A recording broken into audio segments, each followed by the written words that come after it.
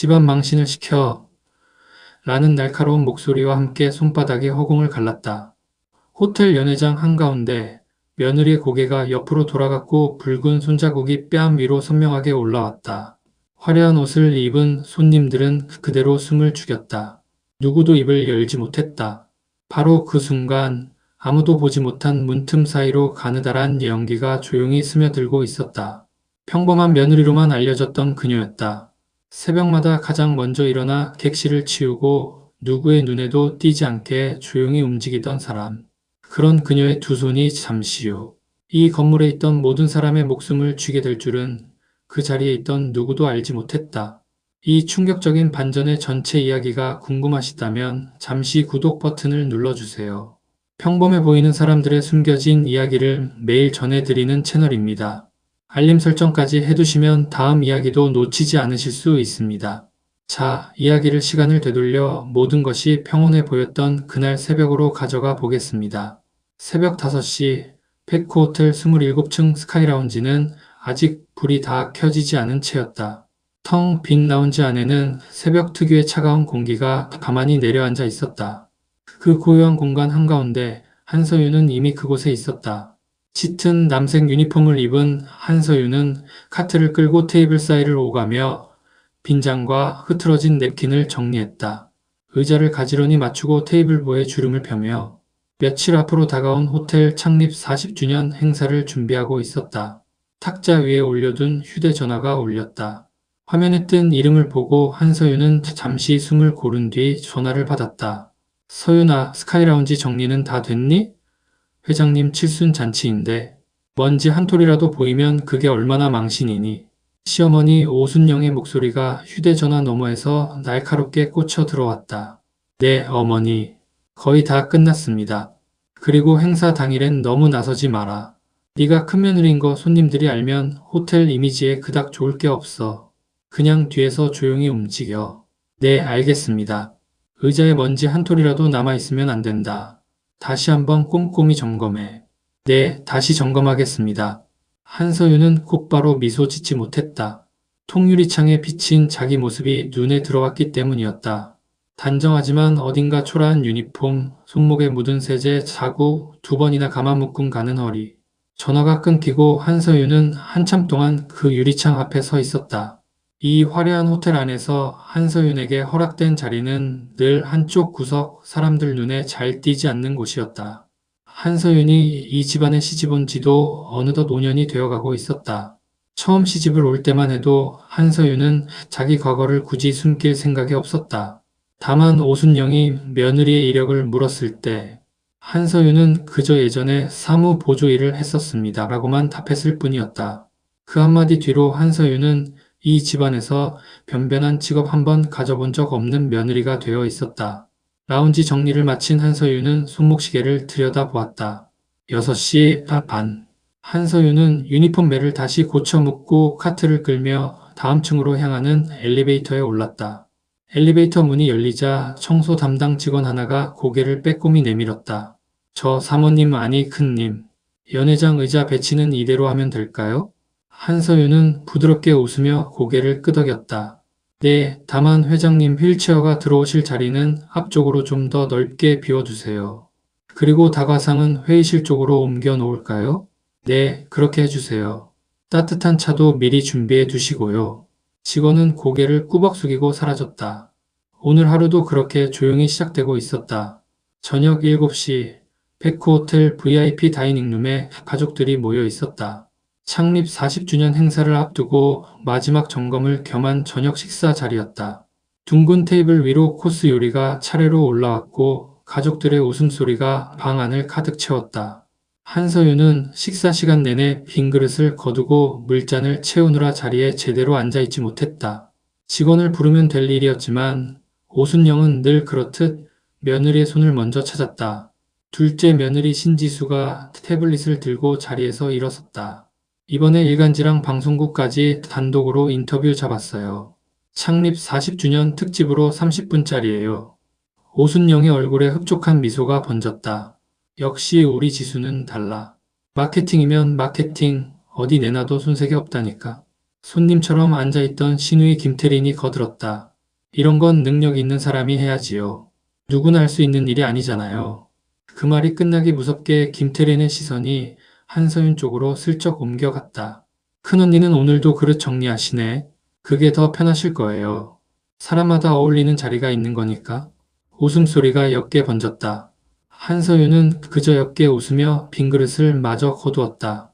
손끝은 떨리지 않았지만 가슴 한가운데에서 익숙한 무언가가 조용히 가라앉고 있었다. 한서윤은 남편 김태환을 바라보았다.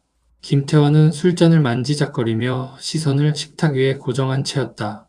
단 한 번이라도 아내의 편에서 한마디 거들어주기를 바랐지만 김태환은 끝내 입을 열지 않았다. 오순영이 다시 신지수를 향해 말을 이었다. 이번 행사 끝나면 부서 하나 더 키워줄 테니 알아서 잘 꾸려봐. 네, 어머님. 기대에 보답할게요. 식사가 끝나갈 무렵 오순영이 한서윤을 향해 짧게 말했다. 서윤이 너는 내일 손님 맞이 명패만 챙기면 된다. 굳이 손님들 앞에 나설 필요는 없어. 네, 알겠습니다. 한서윤은 짧게 대답하고 빈 접시를 마저 정리했다. 모욕은 이제 한서윤에게 새삼스러운 일이 아니었다. 5년 동안 매일같이 겪어온 일이었으니까. 창문 너머로는 내일 행사를 위해 준비된 화려한 조명이 미리 켜져 시험되고 있었다. 누군가는 그 불빛 아래에서 박수를 받을 것이고 누군가는 그 불빛이 닿지 않는 자리에 조용히 서 있을 것이었다. 한서윤은 그 불빛을 가만히 바라보다 다시 그릇을 들고 자리에서 일어났다. 다이닝룸을 나서던 한서윤은 복도 유리창에 비친 자기 모습을 잠시 바라보았다. 단정한 유니폼, 늘어진 어깨, 그리고 누구에게도 들리지 않을 만큼 작아진 목소리. 내일이면 이 모든 준비가 끝나고 호텔은 40년의 역사를 차축하게 될 것이었다. 한서윤은 그 화려한 날이 자신과는 상관없는 날이 될 것임을 이미 알고 있었다. 다음 날 아침, 마침내 창립 40주년 행사 날이 밝았다. 페코 호텔 본관 전체가 분주하게 움직였다. 정문 앞에는 화환이 줄지어 세워졌고 로비 직원들은 마지막 동선 점검을 받고 있었다. 같은 시각 호텔 총괄 부사장 박재현의 사무실은 다른 의미로 분주했다. 책상 위에는 회계서류 더미가 잔뜩 쌓여 있었고 박재현은 휴대전화를 붙잡은 채 미간을 좁히고 있었다. 감사팀이 다음 주에 들어온다고요? 행사 끝나고 바로요? 전화 너머의 대답에 박재현의 손끝이 가늘게 떨렸다. 지난 몇 해 동안 손봐온 장부였다. 화려한 행사 뒤에 가려져 있던 숫자들이 곧 드러날 참이었다. 겉으로는 점잖은 전문 경영인이었지만 지금 그의 표정에는 누구도 본 적 없는 그늘이 있었다. 컨벤셔널에서는 한서윤이 마지막 점검을 하고 있었다. 무대 옆 전선 정리함을 살피던 한서윤의 손이 문득 멈췄다. 낡은 멀티탭 하나가 카펫 아래 깔린 채 피복이 살짝 벗겨져 있었다. 이건 위험해 보이는데요. 곁에 있던 행사 직원이 고개를 갸웃했다. 네? 작년부터 쓰던 거라서요. 별일 없었는데요. 무대 조명이 한꺼번에 켜지면 부하가 걸릴 수 있어요. 새 걸로 바꾸고 카펫 위로 빼서 테이프로 고정해 두는 게 좋겠습니다. 한서윤은 그렇게 말하며 직접 전선을 정리하기 시작했다. 매듭을 묶고 테이프를 붙이는 손길이 묘하게 빠르고 정확했다. 직원이 그 모습을 보며 작게 중얼거렸다. 생각보다 꼼꼼하시네요. 이런 거 자주 보셨어요? 한서윤은 잠시 멈칫했다가 옅게 웃으며 고개를 저었다. 그냥 눈에 보이니까요. 직원은 별 의심 없이 고개를 끄덕이고 다른 자리로 향했다. 회장 강덕수가 휠체어를 타고 지나가다 잠시 멈춰섰다. 전선을 정리하는 한서윤의 손을 가만히 바라보던 강덕수가 낮은 목소리로 말을 건넸다. 늘 그렇게 꼼꼼히 보는구나.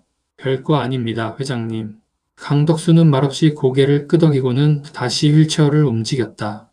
그 짧은 시선 속에는 다른 가족들에게서는 받아본 적 없는 온기가 담겨 있었다. 마침 그 곁을 지나가던 오순영이 인상을 찌푸렸다. 아직도 여기 있었니? 손님들 오실 시간 다 됐다. 가서 입구 쪽이나 봐라. 네, 어머니. 한서윤은 짧게 답하고 입구 쪽으로 걸음을 옮겼다. 오후가 되자 박재현은 모두가 컨벤셔널에 몰려있는 틈을 타 지하 서류 창고로 향했다. 인적 없는 복도를 지나며 그는 몇 번이나 뒤를 돌아보았다. 창고 문을 열고 들어선 그의 손에는 작은 금속통 하나가 들려 있었다. 어두운 창고 안 하나뿐인 전등 아래에서 박재현의 얼굴이 식은땀으로 번들거렸다. 오늘만 넘기면 돼. 오늘만. 낮게 중얼거리는 그 목소리를 들은 사람은 아무도 없었다. 오후 2시 컨벤셔널 입구에 손님들이 하나둘 들어서기 시작했다. 화려한 정장과 한복, 낮은 웃음소리가 뒤섞여 흘러나왔다. 오순영은 진주 목걸이를 단정히 두른 채 우아한 미소로 손님들을 맞이하고 있었다. 어머, 원장님 오셨어요. 이쪽으로 앉으세요. 손님 한 무리가 지나가자 오순영의 시선이 무대 옆 어딘가로 향했다.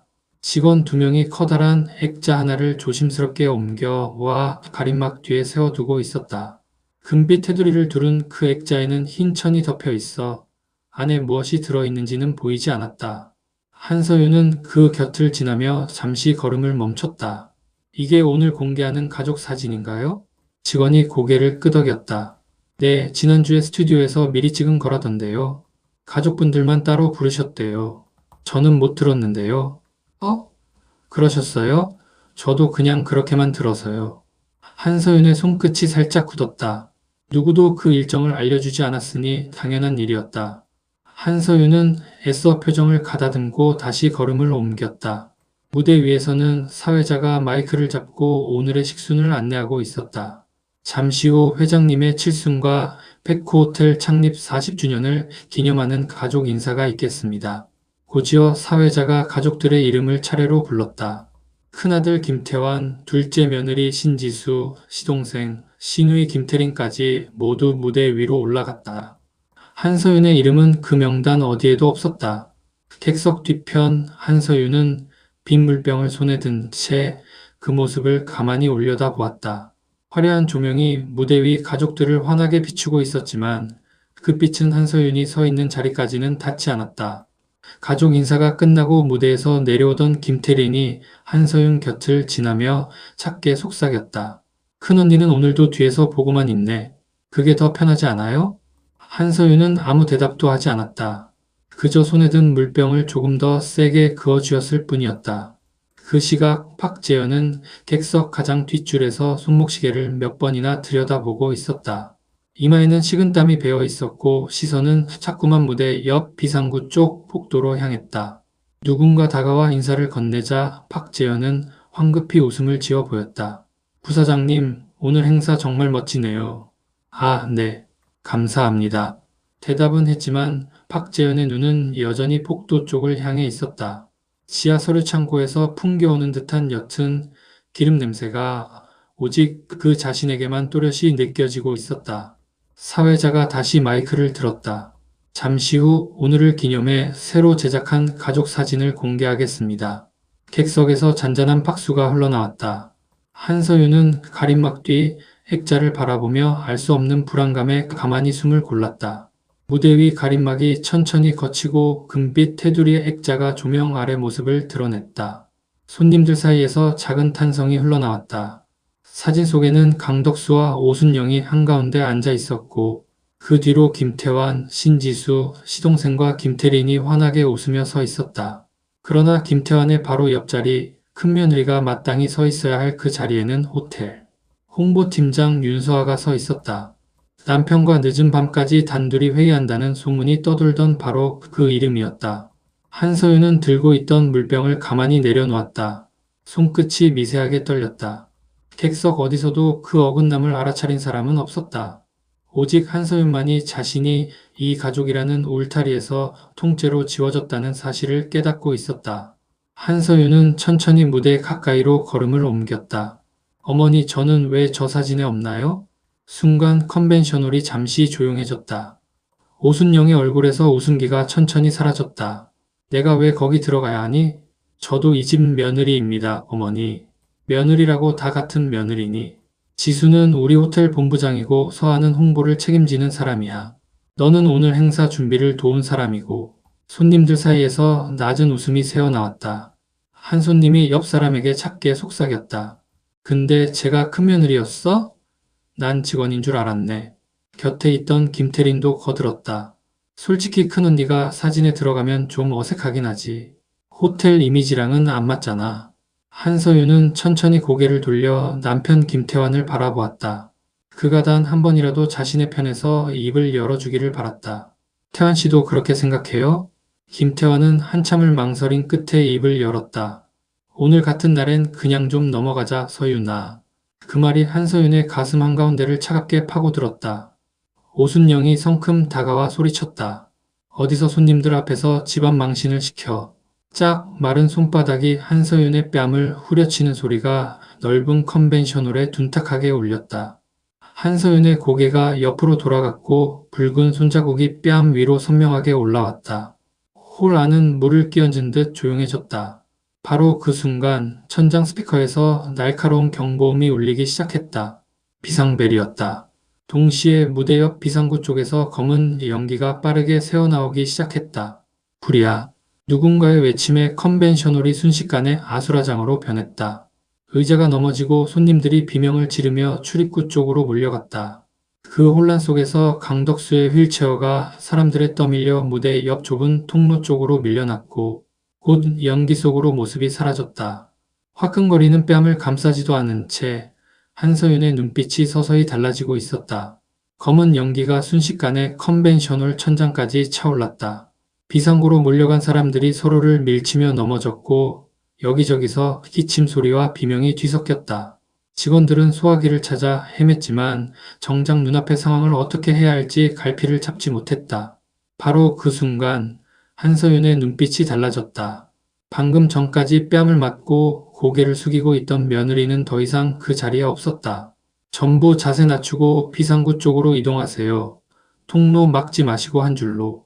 한서윤의 목소리는 크지 않았지만 이상하게도 홀 전체를 가르며 또렷이 울렸다. 우왕좌왕하던 사람들이 자기도 모르게 그 말에 따라 움직이기 시작했다. 회장님 어디 계세요? 누구 보신 분 있나요? 직원 하나가 떨리는 목소리로 대답했다. 휠체어가 사람들한테 밀려서 저쪽 복도로, 연기 속으로 사라지셨어요. 한서윤은 곧장 그쪽으로 몸을 돌렸다. 그때 오순영이 한서윤의 팔을 거칠게 붙잡았다. 그 손 치워. 내가 뭘 안다고 나서 직원 부르라고 했잖아. 어머니 지금 지체하면 회장님 위험하십니다. 연기는 위로 모이니까 낮게 이동하셔야 해요. 입 다물어. 행사 준비나 하던 애가 어디서 아는 척을 해. 오순영이 한서윤을 힘껏 밀쳐냈다. 바로 그 순간 입구 쪽에서 다급한 발소리와 함께 누군가 뛰어들어왔다. 정장 차림에 무전기를 든 중년 남자였다. 한서윤 팀장님. 그 목소리에 한서윤이 천천히 고개를 돌렸다. 중앙특수구조본부장 윤도현이었다. 윤도현은 주변 사람들을 향해 또렷하게 외쳤다. 이분은 전 중앙특수구조단 소속 구조대장 한서윤 선생입니다. 몇 해 전 대형 화재 현장에서 수십 명을 구해낸 분입니다. 지금 이 자리에서 가장 정확한 판단을 내릴 수 있는 사람이에요. 그 말이 떨어지자 사람들의 표정이 일제히 얼어붙었다. 신지수는 입을 다물지 못했고 김태리는 한 걸음 뒤로 물러섰다. 그토록 무시했던 사람이 가장 필요한 사람이었다는 사실을 깨닫는 데는 한 문장이면 충분했다. 오순영의 얼굴에서 핏기가 가셨다. 김태환은 너무 놀란 채 아내를 바라보았다. 말도 안 돼. 한서윤은 더 이상 누구의 말도 듣지 않았다. 자세를 낮추고 연기 속으로 곧장 걸어 들어갔다. 짙은 연기 속에서도 발걸음에는 한치의 흔들림도 없었다. 좁은 복도 끝 벽에 부딪힌 휠체어 옆에 강덕수가 의식을 잃은 채 쓰러져 있었다.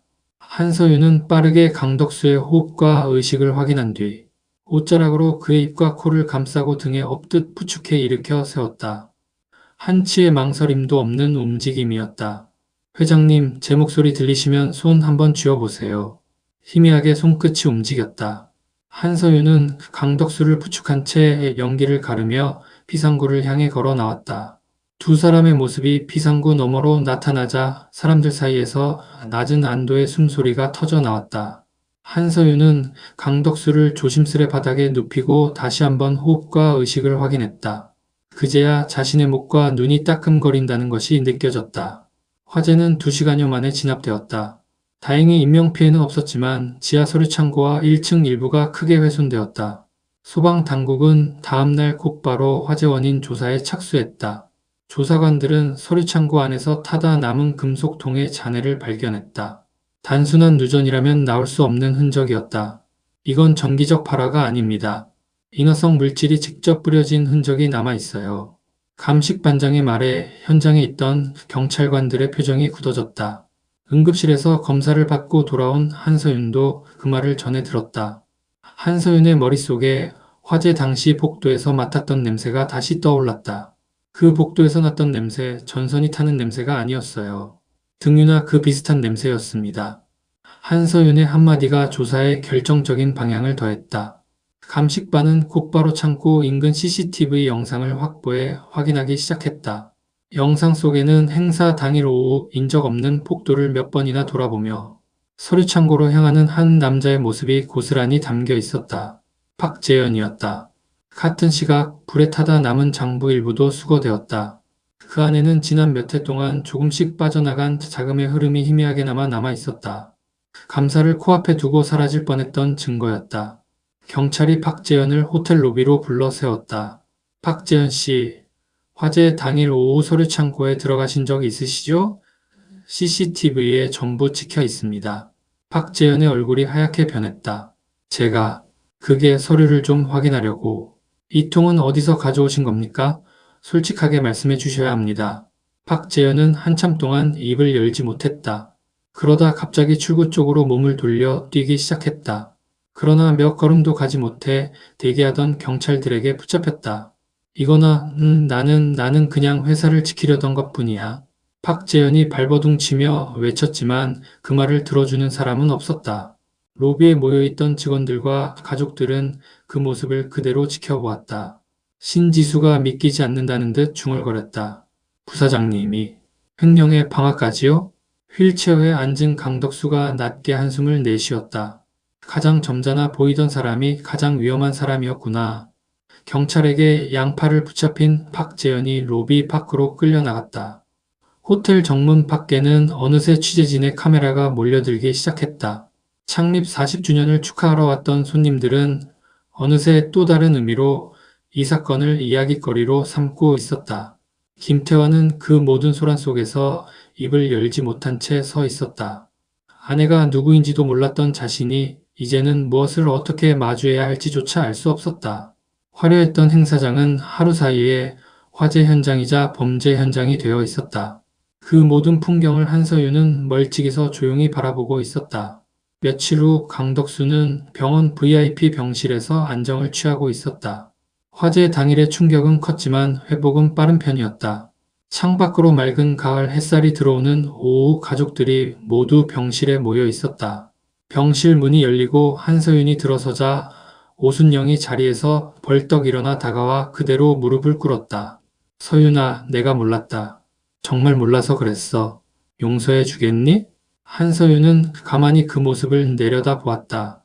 사람을 그 사람 자체로 보지 않고 쓸모로만 판단하는 집에서 더는 며느리로 남고 싶지 않다는 결심은 이미 오래전부터 굳어 있었다. 한서윤은 들고 있던 서류 봉투를 천천히 김태환 앞에 내려놓았다.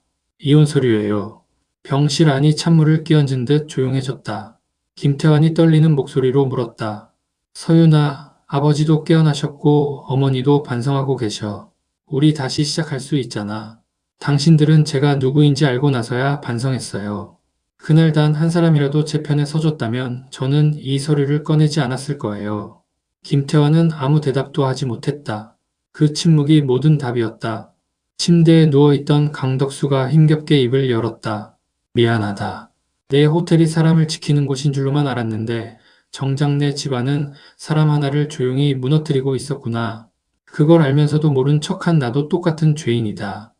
한서윤의 눈가가 잠시 흔들렸다. 이 집안에서 그녀를 끝까지 한 사람으로 봐준다는 한 사람의 진심이었다. 백호호텔 안전관리센터를 맡아다오. 이 호텔에는 너 같은 사람이 필요하다. 늙은이의 마지막 부탁이다.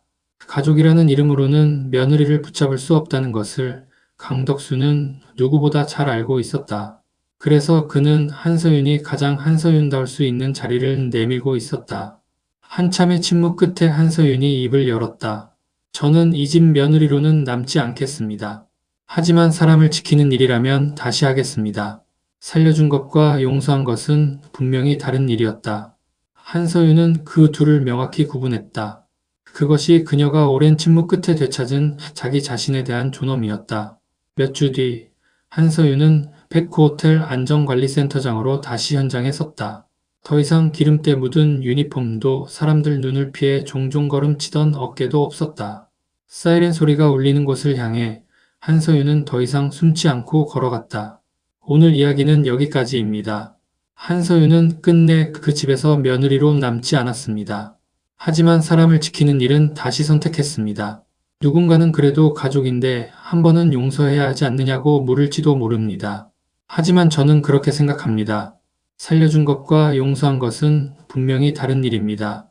시아버지를 구한 것은 생명을 먼저 본 마음이었고 떠난 것은 자신을 잃지 않겠다는 결심이었습니다. 사람은 누구나 자기 자리가 있습니다. 누군가의 눈치를 보는 자리, 인정받기 위해 작아지는 자리는 본래 있어서는 안 될 자리입니다. 내 이름으로 설 수 있는 자리, 나답게 숨 쉴 수 있는 자리를 찾는 일은 늦었다고 포기할 일이 아닙니다. 오늘의 서윤처럼 오래 참고 견뎌온 사람도 어느 순간 다시 일어설 수 있습니다. 그때 필요한 건 모두의 박수가 아니라 내 마음속에서 들려오는 작은 한마디일지도 모릅니다. 이제는 나를 잃지 말자. 여러분은 오늘 이야기에서 어떤 마음이 가장 오래 남으셨나요? 댓글로 생각을 나눠주세요. 끝까지 들어주셔서 감사합니다. 구독과 좋아요는 다음 이야기를 만드는 큰 힘이 됩니다.